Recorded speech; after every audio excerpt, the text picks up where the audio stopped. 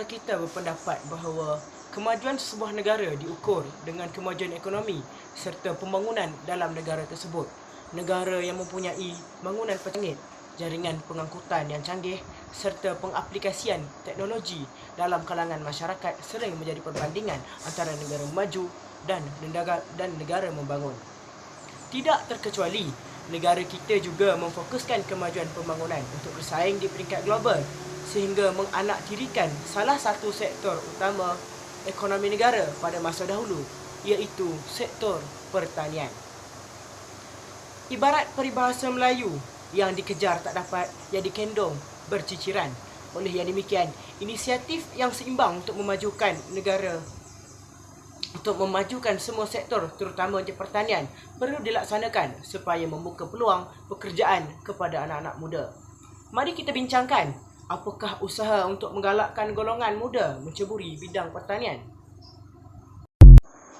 Langkah pertama untuk menggalakkan golongan muda untuk menceburi bidang pertanian ialah pihak kerajaan perlu meningkatkan kemajuan sektor pertanian negara.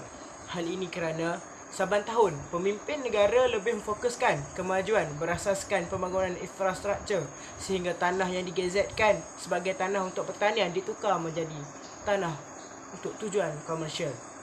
Tindakan seperti ini wajar dihentikan kerana satu visi jelas perlu diperjuangkan untuk kepentingan sektor pertanian negara.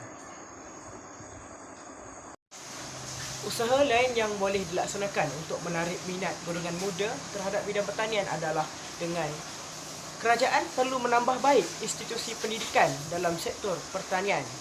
Setakat ini, institusi pendidikan yang khusus untuk pertanian hanya terdapat di peringkat menengah atas, iaitu di kolej vokasional dan di universiti awam.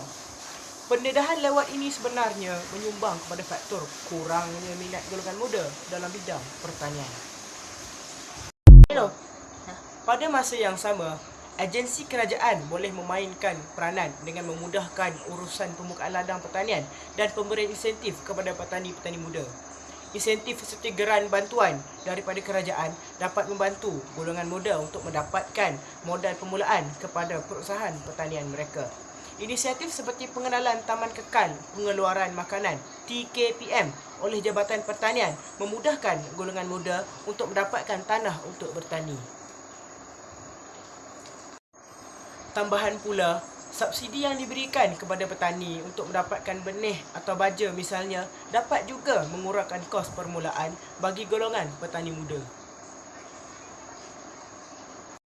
Akhir sekali, inisiatif untuk menarik minat golongan muda menyertai bidang pertanian adalah bermula daripada galakan ibu bapa di rumah.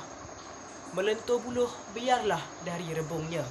Peribahasa ini jelas menunjukkan bahawa pembentukan kepribadian seseorang mestilah bermula sejak mereka masih kecil. Maka penting untuk ibu bapa menjalankan tanggungjawab menjadi tauladan yang baik dan memberikan pendedahan sepenuhnya kepada anak-anak berkaitan pertanian. Sebagai contoh, ibu bapa boleh membawa anak-anak mengunjungi pameran pertanian, hortikultur dan pelancongan agro antarabangsa MAHA yang diadakan setiap 2 tahun sekali. Di pameran tersebut, anak-anak akan terdedah kepada semua sektor yang terlibat dalam bidang pertanian dan membuka mata serta minat mereka terhadap bidang tersebut. Tuntasnya, jika anak-anak muda didedahkan kepada bidang pertanian sejak usia muda, mereka pasti dapat memupuk semangat untuk cinta akan pertanian. Kesimpulan daripada perbincangan kita tadi, sebenarnya banyak usaha yang boleh dilaksanakan untuk menarik minat golongan muda untuk menceburi bidang pertanian. Stigma masyarakat yang melabel kerja petani sebagai pekerjaan kampung dan tidak berpendidikan tinggi wajar diubah. Kini, terdapat petani yang berusaha sehingga dapat menghasilkan pendapatan hingga 5 angka sebulan. Kita hanya perlu meluaskan horizon pemikiran dan berusaha untuk mencapai tahap yang diinginkan. Bak kata pepatah, kalau tidak dipecahkan ruyung, manakan dapat sagunya.